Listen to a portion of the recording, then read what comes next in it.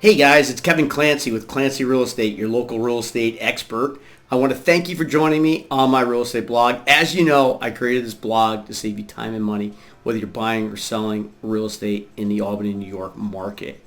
Today I want to answer a question that I get all the time, and that's how can I maximize the value of my home when I sell it?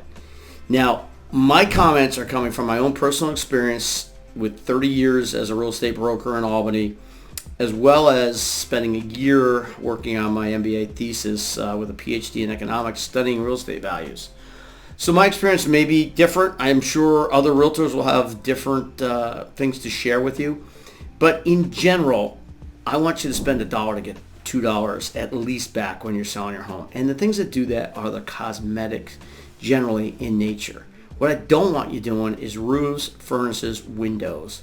Things like that, you're just not going to get a return on your investment. When a buyer's walking in a home, they're generally looking at the kitchen, the bathrooms, and the backyard. So when you're looking at improvements you can do quickly and easily, it's generally cosmetic. Paint is a very simple way to improve the value of your home. Refinishing hardwood floors, updating a kitchen, updating a bathroom. Simply and easy. Oftentimes just putting wainscoting in a bathroom and a quick coat of paint will improve the value dramatically. Also looking at the backyard. Outdoor space is super important to buyers in this market. So if you can improve the outdoor livability of your backyard, you're going to improve the value of your home. And I see it each and every time. We work with hundreds, if not thousands of buyers every year, that the backyard is incredibly important.